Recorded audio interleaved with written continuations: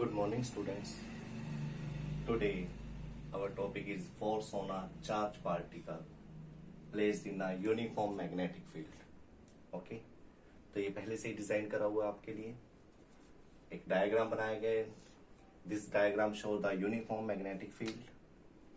ये uniform magnetic field को show कर रहा है और ये कुछ टर्म्स है मैथमेटिक्स की, ट्रिग्नोमेट्री की, जिसमें आपको ये पता होना चाहिए कि साइन 0 डिग्री, ये सभी वैल्यूज का, कि साइन की जो वैल्यू है वो एंगल के साथ साथ इंक्रीज होती चली जाती है.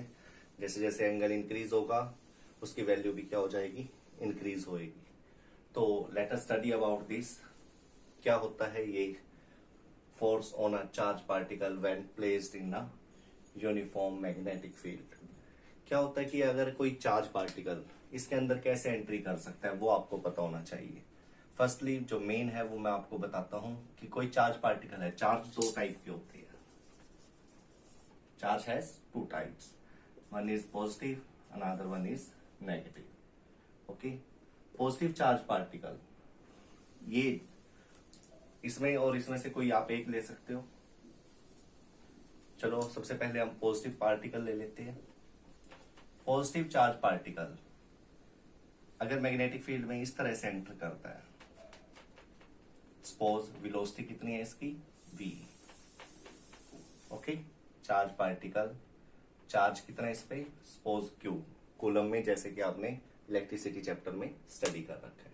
तो when a charge particle entering in the uniform magnetic field with velocity v, then the force experienced by this particle will be QVB sin theta. This is the formula for calculating the force when a charged particle entering or placed in a uniform magnetic field. दूसरी बात, ये किस तरफ move करेगा, ये कहां पर move करेगा, इसका मोशन कहां होगा, कैसा होगा, ये आपको पता होना चाहिए. आप इसके लिए क्या करेंगे, देखिए जो ये है चार्ज पार्टिकल, ये मैग्नेटिक फील्ड के अंदर जो एंटर करा है, तो मैग्नेटिक फील्ड के साथ इसकी डायरेक्शन क्या हो गई है, देखिए परपेंडिकुलर आ गया ये उसके साथ. तो यहाँ पर थीटा की वैल्यू कितनी हो जाएगी, 90 degree, because velocity of the charge particle perpendicular to magnetic field here. Okay, yes और नो. ठीक है बेटा, वेलोसिटी जो है चार्ज पार्टिकल की वो मैग्नेटिक फील्ड की क्या हो गई है, परपेंडिकुलर, 90 डिग्री का एंगल बन गया है. तो थीटा की वैल्यू आपको यहां से मिल गई है 90 डिग्री. और ये क्या आपका चार्ज, ये क्या है वेलोसिटी, और ये क्या है मैग्नेटिक फील्ड. तो कई बार क्या होता है कि हम पे तीनों वैल्यूज होती हैं फिर भी फोर्स 0 आती है. वो इसके नेक्स्ट केस में आप पढ़ोगे. तो now put the value of theta here.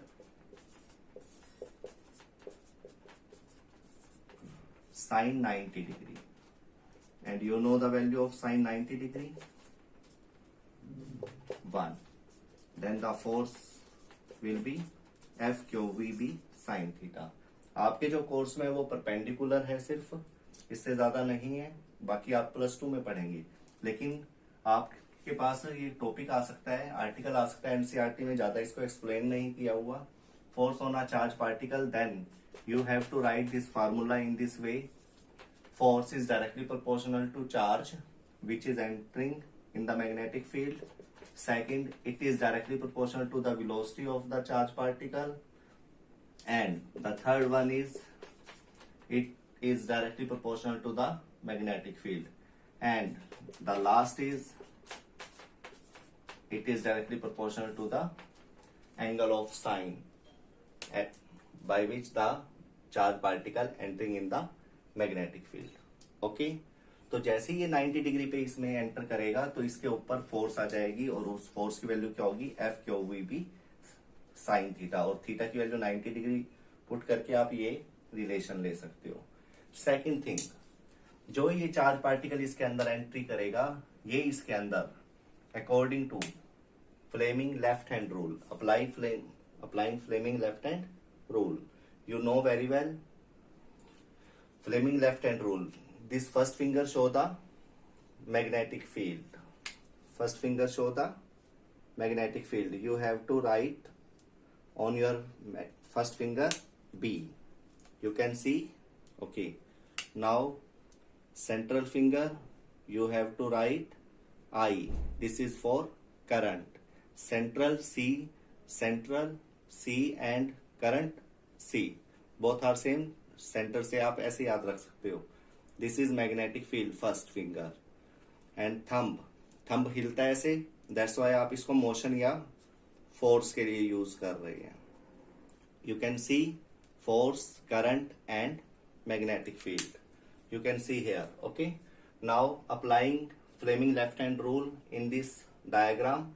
When a charge particle entering in the uniform magnetic field perpendicularly, take your left hand, first finger, central finger and thumb in this way. Magnetic field in the direction left to right and current.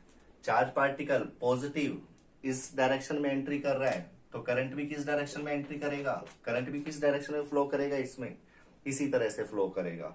तो current की direction आ गई आपके पास. Magnetic field इस तरफ, first finger, current downward direction में. Now the charge particle move outward from the plane. तो charge particle कहां पर मूव करेगा, मोशन कहां रहेगा इसका, outward.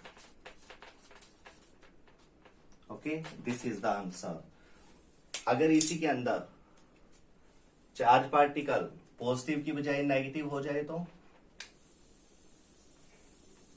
Negative, then the direction of current will be reversed. Now applying Fleming left hand rule again. Magnetic field first finger in this direction. Now the जहां पर negative particle चलता है उसके अपोजिट में करंट प्रोड्यूस हो जाता है. कि आपने इलेक्ट्रिसिटी चैप्टर में पढ़ा था. तो अब आप करंट की डायरेक्शन को ऊपर ले लेंगे. Now the direction of motion of charge particle inward the plane. तो आउटवर्ड हो जाएगा प्लेन से, आउटवर्ड फ्रॉम प्लेन. सेकंड में क्या हो जाएगा केस में, इनवर्ड.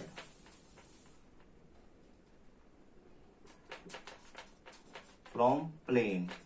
और यहां पर आपका प्लेन क्या है, ये व्हाइट बोर्ड. ओके, तो आपको व्हाइट बोर्ड से इस केस में तो बाहर की तरफ आते हुए दिखेगा और सेकंड केस में ये चार्ज पार्टिकल अंदर भाग जाएगा इसके. थर्ड, अगर यही चार्ज पार्टिकल यहां से एंट्री करे तो एक एक करके ले लेते हैं. पॉजिटिव अगर इस तरह से एंट्री करेगा तो करंट की डायरेक्शन क्या हो जाएगी, vertical upward. Again applying this rule, magnetic field इस तरफ, करंट उस तरफ, then the answer in this case is inward. Okay, तो आप इस तरह से क्या कर सकते हो, डायरेक्शन ले सकते हो. Now one important thing is this, अगर charge particle whether it is positive whether it is negative, if they are entering like this means parallel, then they move in the magnetic field from the magnetic field without any force. force की value क्या हो जाएगी इस case में, 0 हो जाएगी. कैसे, you can see here, if they are entering in this way then the velocity of the charge particle parallel to magnetic field. Then in this condition theta will be 0 degree and sin 0 is equal to 0. That's why force क्या होगी, that's why force क्या होगी, QVB sin 0 0 0. तो ये आपको इस तरह का केस अलग से ध्यान रखना है. तो क्या सीखा आज आपने, when the charge particle move in the uniform magnetic field perpendicularly, then it has force F is equal to QVB, and this thing you can prove by this, taking the value of angle 90 degree, by taking the angle of theta 90 degree. But when the charge particle move in the uniform magnetic field parallel, okay, like this, then the force is equal to 0. Okay, ये चीज आपने ध्यान रखनी है. NCERT का काफी अच्छा question है, ये कंपटीशन लेवल का काफी अच्छा क्वेश्चन है. आई होप आपने force on a charge particle placed in a uniform magnetic field अच्छे तरीके से करा होगा। इसके अंदर आपने परपेंडिकुलर करा, पैरेलल करा। एक और चीज है जो +2 में आती है, आई होप मैं अगर आपको बताऊं तो आप अभी सीख सकते हो उसको। तो लेट अस सी हियर। तो सबसे पहले मैं आपको इसमें ये बता दूं, जब ये परपेंडिकुलर जाएगा तो ये सर्कुलर मोशन ले लेगा। यहां पर आप थोड़ा सा देख सकते हैं इसको, जब परपेंडिकुलर होगा तो सर्कुलर मोशन लेगा ये, ओके। और जब ये पैरेलल हो जाएगा चार्ज पार्टिकल मैग्नेटिक फील्ड के, तो ये स्टेट निकल जाएगा, यहां से स्टेट मोशन होगा इसका, सीधा ऐसे ही निकल जाएगा जितनी उस पर वेलोसिटी थी। कोई वेलोसिटी में इंक्रीज और डिक्रीज नहीं होगा, क्योंकि वेलोसिटी में अगर इंक्रीज डिक्रीज हो गया तो क्या हो जाएगा, उसके ऊपर फोर्स आ जाएगा, एक्सलरेशन आ जाएगा उस पर। आपने 9th क्लास में पढ़ा था ये कि वेलोसिटी चेंज होगा तो क्या हो जाएगा, एक्सलरेशन उस पर आ जाता है। और जिसपे एक्सलरेशन हो जाएगा, मास इस पे थोड़ा सा है ही पहले से ही, चार्ज पार्टिकल में मास तो होता ही है, तो क्या हो जाएगा, mass into acceleration, force produce कर देगा वो। दूसरा, सेकंड केस में पैरेलल ले लिया आपने। थर्ड में अगर वो इंक्लाइंड हो जाए तो, इंक्लाइंड का मतलब नाइदर पैरेलल नॉर परपेंडिकुलर, ना तो इसने पैरेलल एंट्री करा इसमें और ना ही परपेंडिकुलर एंट्री करा।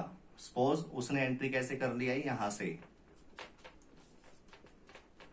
इस तरह से इंक्लाइंडली, तो जो ये एंगल है ये ना तो 0 डिग्री होगा और ना ही 90 डिग्री होगा, ये क्या होगा 0 से 90 के बीच में। तो ये क्या करेगा, एक सर्कुलर तो होगा लेकिन इस तरह से, जिसका सेंटर क्या होगा, हर एक सर्कल का सेंटर क्या होगा, अलग अलग हो जाएगा इसका। इन दिस वे ये एक स्पाइरल क्या ले लेगा, हेलिकल, हेलिकल बोलेंगे आप इसको, हेलिकल मोशन ले लेगा। हेलिकल में क्या होता है, स्प्रिंग लाइक दिस, जिसमें सर्कल तो होते हैं, ठीक है, सेम सर्कल और सेम रेडियस के, but the centre of these circles are different. That's why in inclinedly acute कह सकते हो आप इसको, 0 से 90 के बीच में कह सकते हो। When the angle between V and V is acute, then the motion of the charge particle will be helical. I hope you understand all these things. Okay.